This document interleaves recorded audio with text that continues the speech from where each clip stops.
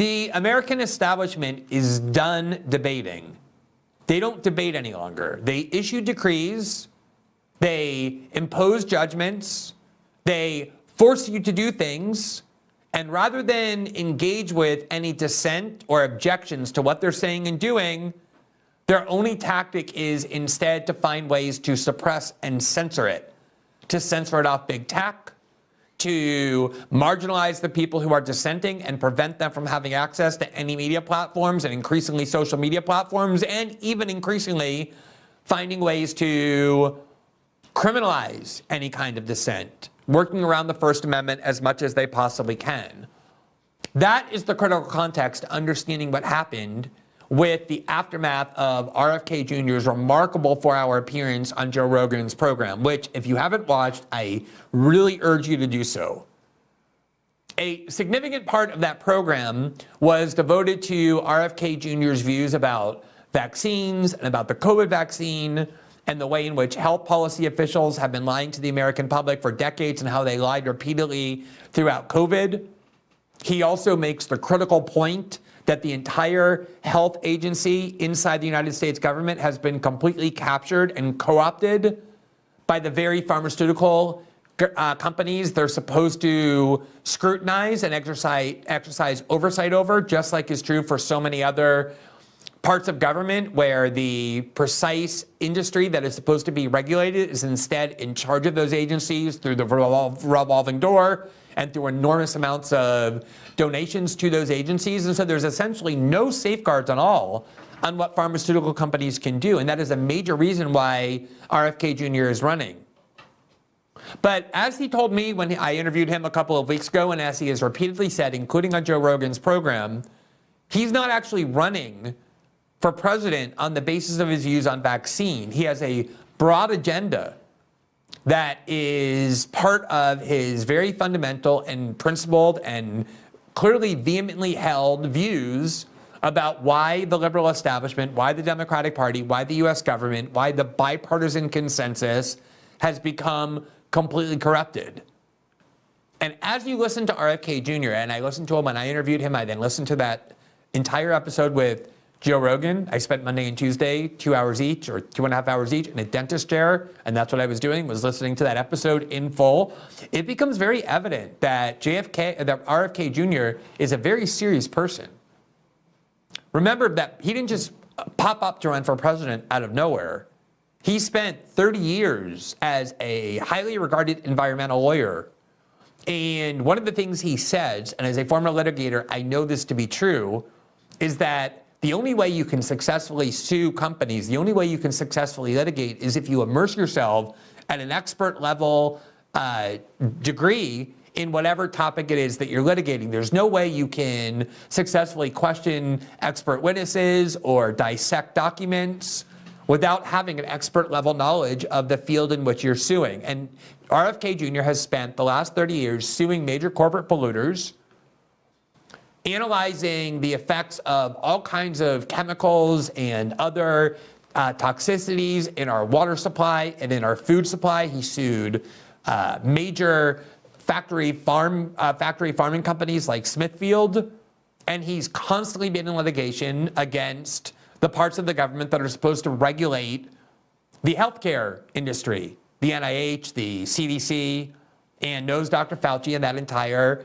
realm of government very well. He spent years writing what became a best-selling book based on thousands of footnotes. He knows what he's talking about, even if he's somebody who, at the end of the day, you're not entirely convinced of all of his views. About which politician could you say that you're convinced of all of his views, that the politician is bereft of any conspiracies and the like? RFK Jr. is a serious person. He has a serious critique, well beyond the question of vaccines, of the Democratic Party establishment, the US government, and the bipartisan consensus, the shared views, which are many, between the two political parties. And it's therefore not surprising that there's this desperate effort to make sure that he is not engaged with, that he's not given a platform to debate.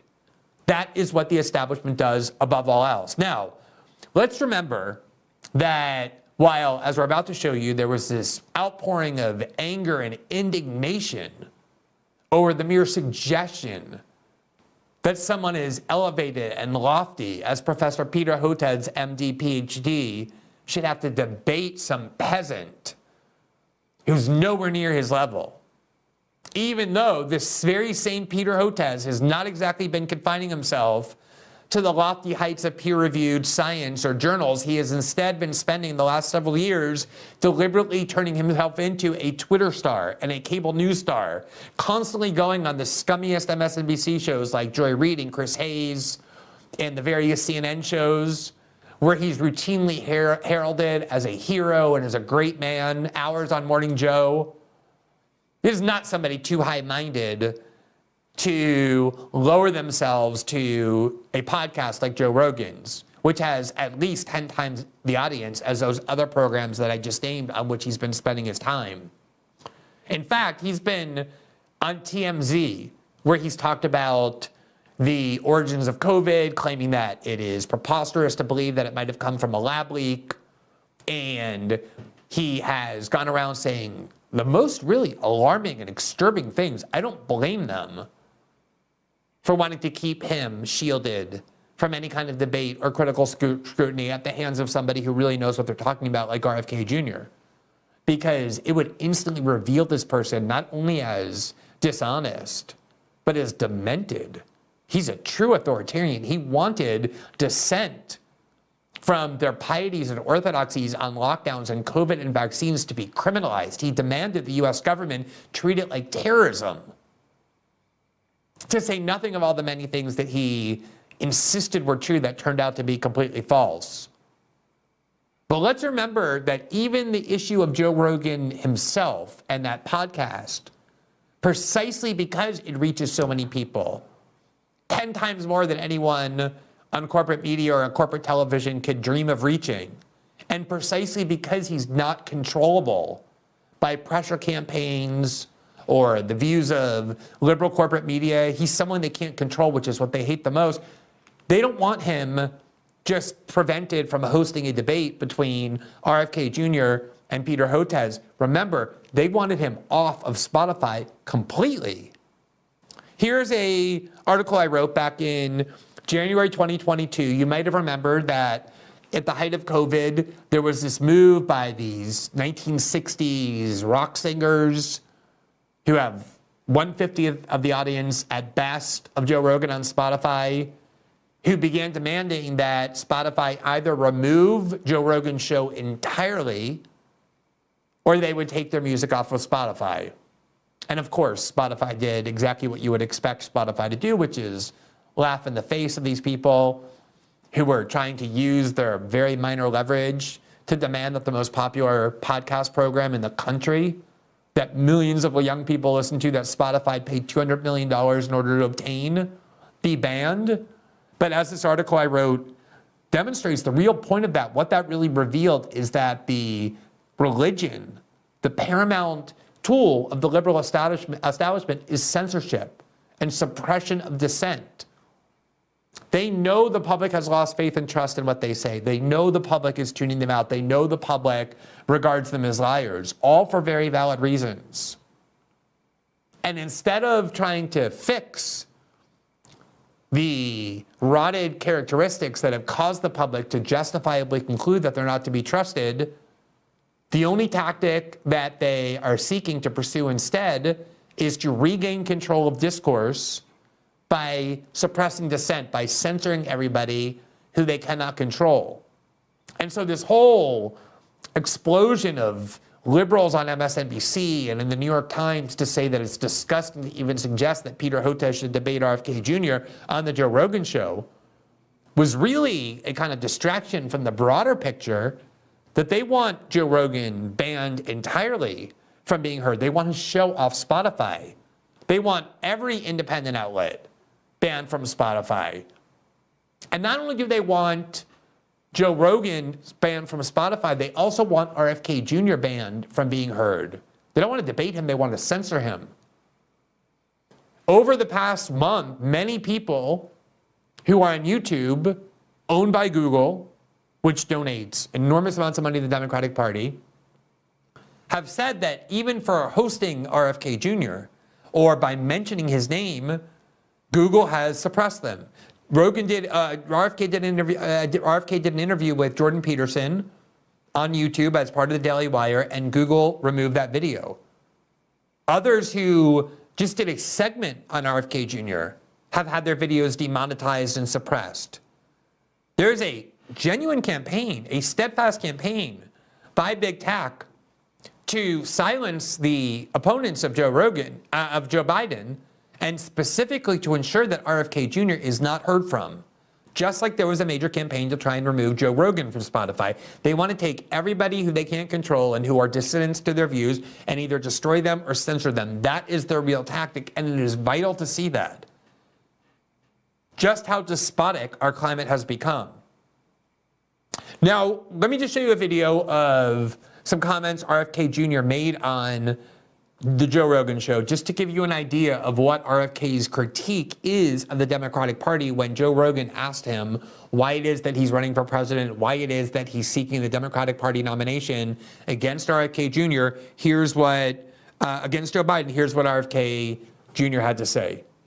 I think, both parties have lost their way, and my party, the Democratic Party, has become the party of war. It's become the party of censorship. It's become the party of pharmaceutical companies, of, the neocons, this very aggressive, belligerent foreign policy, that's forever wars.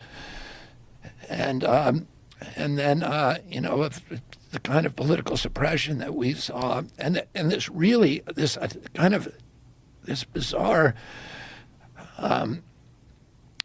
turning our backs on the American middle class, which is the only thing that sustains democracy. If you don't have a middle class, you cannot. Any political scholar, political scientist will tell you that if you have large aggregations of wealth at the top and widespread poverty below, that formulation is too unstable to support democracy. And the middle class has just been wiped out in this country, and nobody's talking about it. It's really, and I think that. So there you hear his critique. It goes way beyond vaccines. My party, the Democratic Party, has become the party of endless war, the party of censorship, the party of neocons, and an aggressive foreign policy that seeks endless war, and has become completely captured by the pharmaceutical industry to the point where there's no more middle class in the United States, and this vast inequality where elites continue to enrich themselves at the expense of the working class is threatening, intrinsically so, to democracy, because even the founders recognized that once you have economic inequality that becomes too severe, where the middle class disappears, that inequality will seep into the system of political rights and legal equality and destroy democracy. That is RFK's broader critique of what the Democratic Party has become. It should not be hard to understand why people desperate to nominate Joe Biden at the age of 82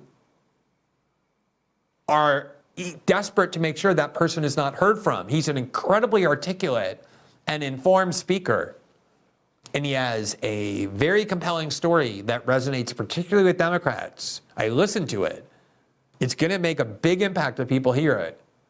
About how his father, RFK Jr., in 1968, RFK rather Sr., was able to unite left and right and overcome dreary partisan divisions because he told the truth about the war in Vietnam and about the true way that the military-industrial complex worked, and especially about oligarchy in the United States. And that, the ability to unite left and right, is the most potent weapon in American politics for the ability to destroy control by the two parties and the establishment pieties that they steadfastly protect. Now, after the appearance on Joe Rogan, where RFK said in particular that there was someone who was a egregious pathological liar and a charlatan when it came to COVID, the person who just so happens to be the most beloved within liberal media precisely because he's such a liar, a shameless liar, Peter Hotez.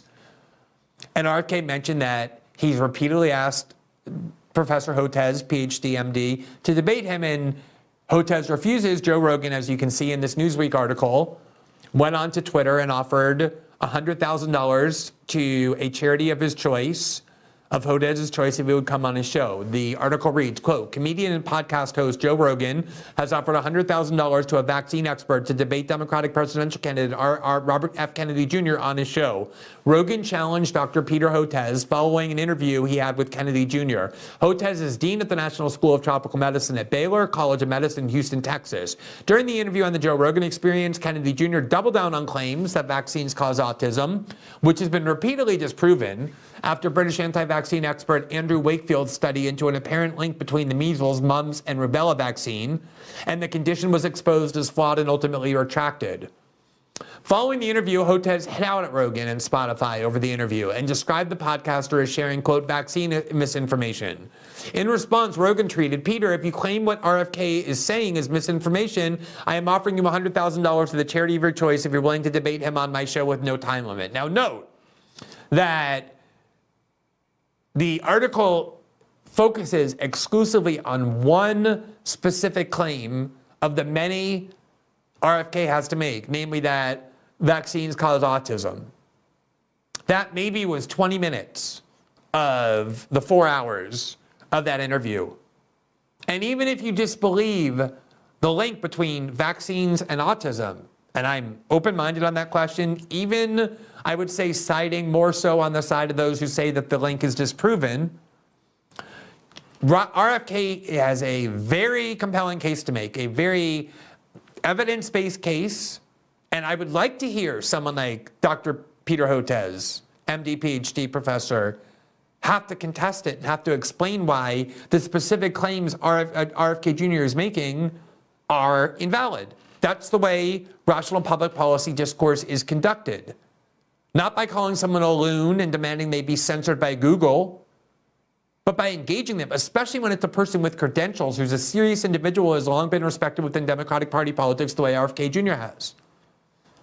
And I would particularly like to hear a debate on the things where I think RFK Jr. is exactly right, about all the shifting explanations and the lies and the complete lack of principle and the despotism and authoritarianism that drove these public health officials in their pronouncements on COVID.